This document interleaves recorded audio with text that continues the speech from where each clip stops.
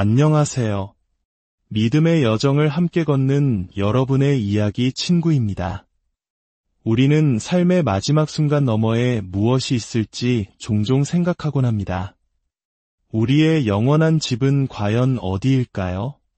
많은 이들이 막연하게 천국을 떠올리지만 성경이 그리는 우리의 최종 목적지는 우리가 상상하는 것보다 훨씬 더 장엄하고 놀랍습니다. 오늘 우리는 예수 그리스도의 부활이 열어준 새로운 미래, 바로 기독교 종말론의 진정한 의미에 대해 깊이 탐구해보고자 합니다.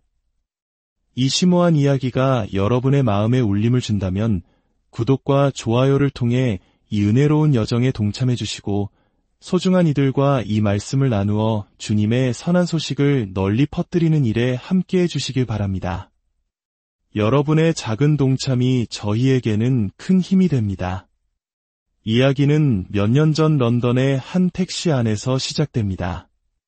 저는 그날 중요한 기차를 타야 했지만 길은 꽉 막혀 있었고 시간은 속절없이 흘러가고 있었습니다.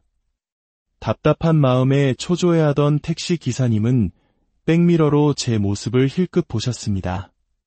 주교로서 입는 보라색 셔츠와 가슴에 십자가를 보신 것이죠. 그가 물었습니다. 혹시 주교님이신가요? 네, 맞습니다. 제가 대답하자 그는 마치 오랫동안 품어온 질문을 던지듯 말했습니다. 요즘 영국 성공회가 여성 주교 문제로 시끄럽다고 들었습니다.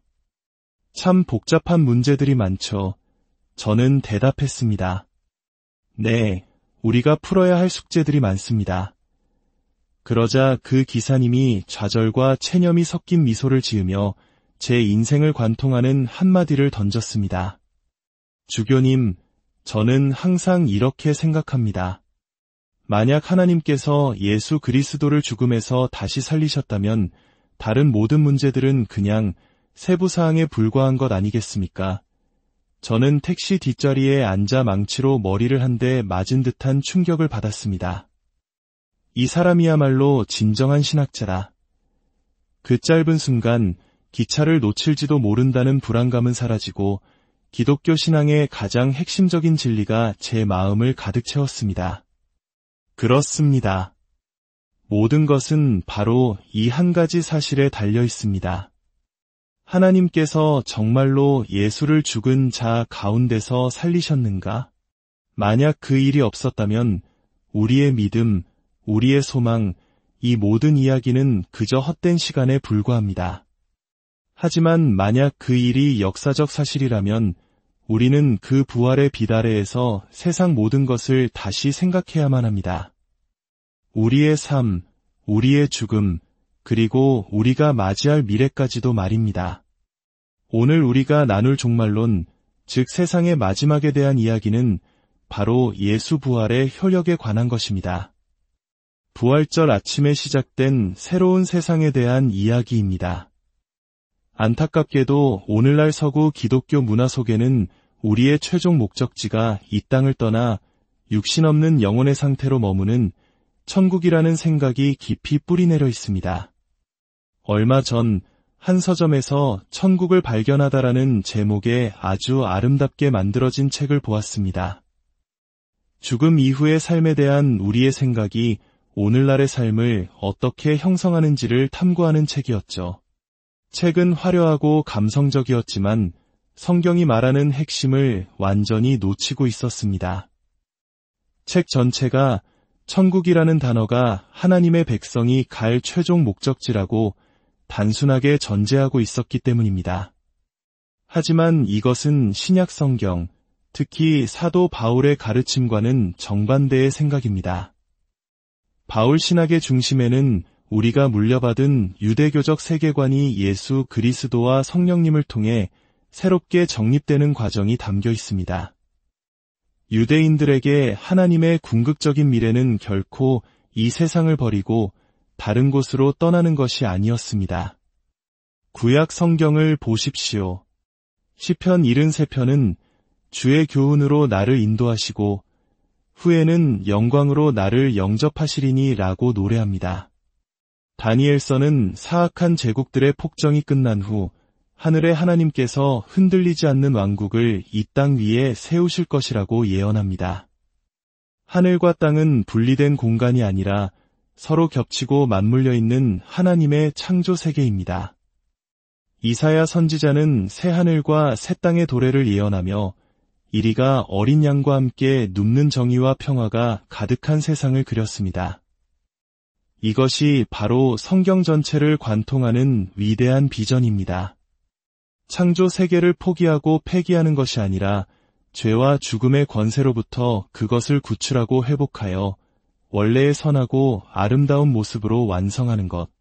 하나님께서 창조를 마치시고 보시기에 심히 좋았더라고 하신 말씀은 빈말이 아니었습니다. 그 약속을 끝까지 지키시겠다는 하나님의 신실한 의지의 표현이었습니다. 하지만 고대 유대인들에게도 이 비전은 다소 막연했습니다. 어떻게 이 새로운 창조가 이루어질 것인가?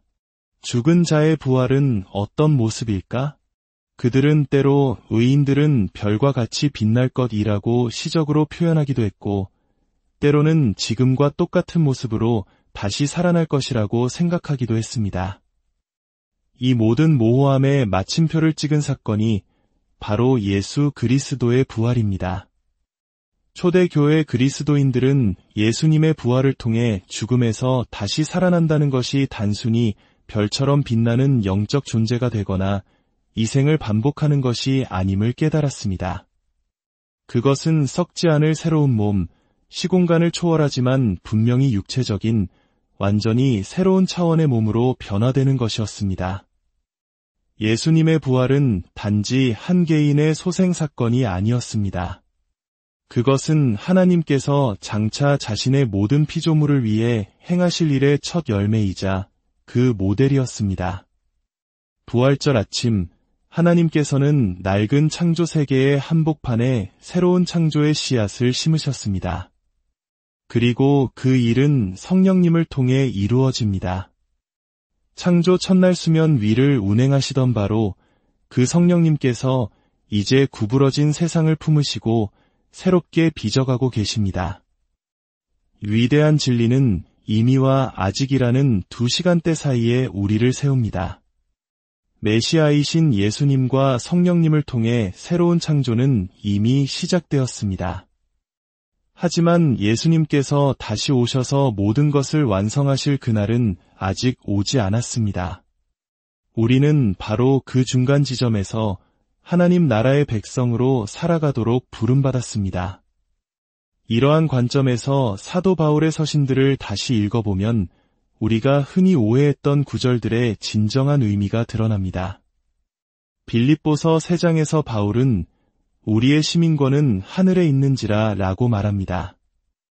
많은 사람들이 이 구절을 우리가 죽으면 하늘나라로 돌아간다는 의미로 해석합니다.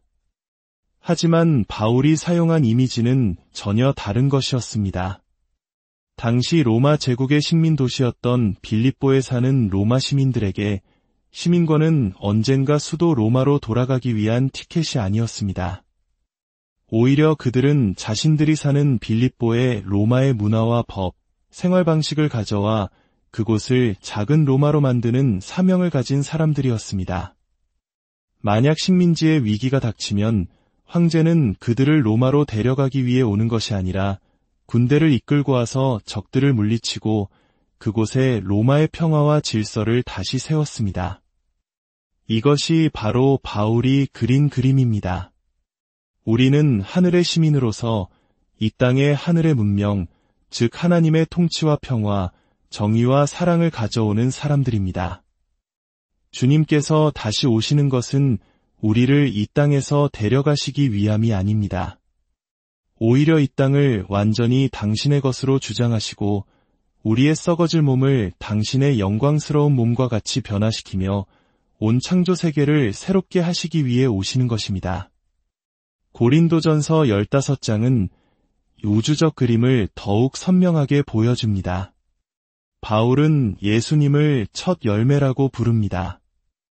예수님의 부활은 장차 있을 모든 성도들의 부활과 모든 피조물의 갱신을 보증하는 사건입니다. 예수님께서는 지금도 왕으로서 다스리시며 모든 원수, 심지어 마지막 원수인 죽음까지도 정복하고 계십니다. 그리고 모든 것이 정복되었을 때 아들께서는 그 나라를 아버지 하나님께 바칠 것이며 마침내 하나님께서 만유 안에서 모든 것이 되실 것입니다. 이것은 하나님께서 당신의 사랑과 생명으로 온 창조 세계를 가득 채우시는 성전의 궁극적인 완성입니다. 하나님께서 그분의 백성 안에 그리고 새롭게 된 창조 세계 안에 거하시는 것. 이것이 바로 성경이 그리는 최종적인 모습입니다. 그렇다면 우리가 죽은 직후에는 어떻게 될까요? 사랑하는 사람을 잃었을 때 우리는 그 사람은 지금 어디에 있을까? 라고 묻습니다. 이것은 지극히 자연스럽고 사랑이 담긴 질문입니다. 하지만 놀랍게도 신약 성경은 이 중간 상태에 대해 많은 것을 말하지 않습니다. 바울은 그리스도와 함께 있는 것이 훨씬 더 좋은 일이라고 말하고 예수님께서는 십자가 위의 강도에게 내가 나와 함께 낙원에 있으리라고 약속하셨습니다. 우리는 이 기간을 잠시 쉬는 시간 혹은 최종 부활을 기다리는 대기실 같은 것으로 생각할 수 있습니다. 하지만 기억해야 할 중요한 사실이 있습니다. 부활은 죽음 이후의 삶이 아니라 죽음 이후의 삶, 그 이후의 삶이라는 것입니다. 즉, 육체의 죽음이라는 기간이 지난 후에 주어질 새로운 육체의 생명입니다. 많은 이들이 천국이라는 단어에 집착하지만 그 단어는 우리가 생각하는 것만큼 중요하지 않을 수 있습니다. C.S. 루이스는 이렇게 말했습니다. 천국은 중요하지만 세상의 끝은 아니다. 우리의 진정한 소망은 천국으로의 탈출이 아니라 이 땅을 포함한 모든 피조물의 변혁이기 때문입니다. 이 모든 진리는 로마서 8장에서 장엄한 교양곡처럼 하나로 합쳐집니다. 로마서 8장은 단순히 내가 어떻게 구원받는가에 대한 개인적인 이야기가 아닙니다. 그것은 하나님의 구원 계획이 얼마나 광대한지에 대한 우주적인 선언입니다. 바울은 말합니다. 피조물이 허무한데 굴복하는 것은 자기 뜻이 아니요 오직 굴복하게 하시는 이로 말미암음이라.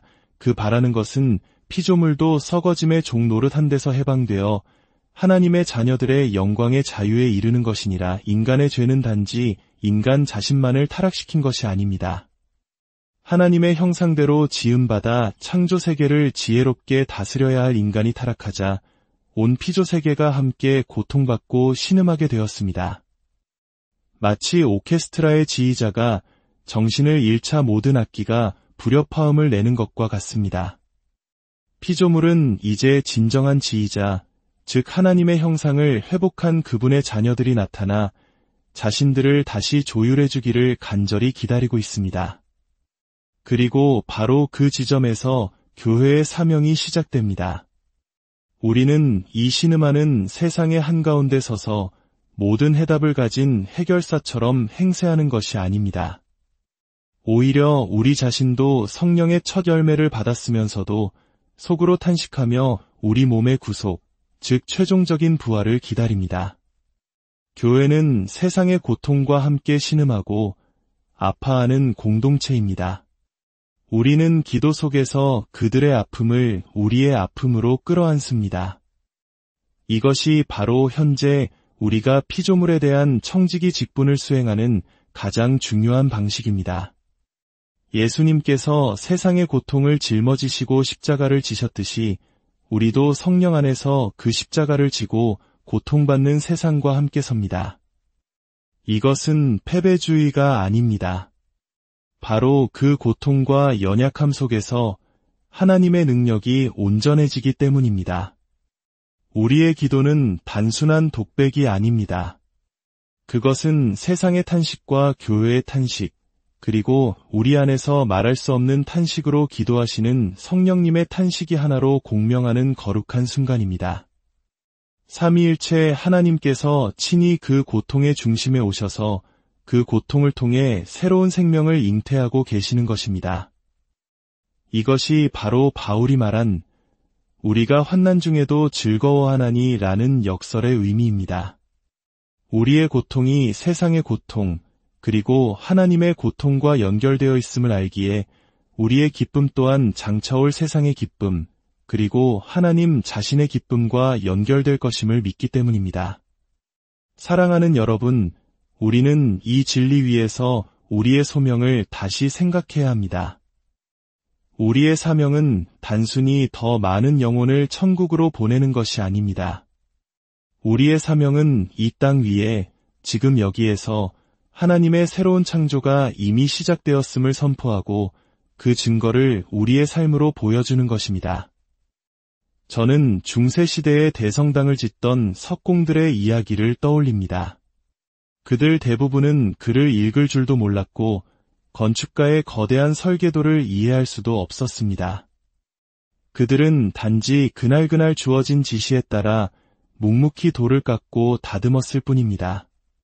때로는 망치에 손을 찍기도 하고 자신이 하는 일이 과연 무슨 의미가 있는지 의심하기도 했을 것입니다. 하지만 수십 년, 수백 년이 지나 마침내 대성당이 완성되었을 때 그 석공은 자신이 깎았던 돌멩이 하나가 거대한 아치의 일부가 되고 아름다운 창문의 틀이 되어 영원한 하나님의 영광을 노래하는 것을 보게 됩니다. 그는 자신이 상상조차 할 수 없었던 훨씬 더 위대한 이야기의 일부였음을 깨닫게 되는 것입니다. 우리도 마찬가지입니다. 우리는 지금 하나님의 나라를 위해 돌을 깎는 석공들과 같습니다. 우리는 하나님의 거대한 계획을 다 이해하지 못합니다. 우리가 하는 일들이 때로는 작고 무의미하게 느껴질 수도 있습니다. 하지만 우리가 사랑으로 행하는 작은 순종, 정의를 위해 흘리는 눈물, 평화를 위해 내딛는 한 걸음 한 걸음이 모여 하나님의 위대한 성전을 짓는 재료가 됨을 믿으십시오. 그러므로 고린도전서 15장의 마지막 말씀처럼 내 사랑하는 형제들아, 견실하며 흔들리지 말고 항상 주의 일에 더욱 힘쓰는 자들이 되라. 이는 너희 수고가 주 안에서 헛되지 않은 줄 알미라. 그렇습니다.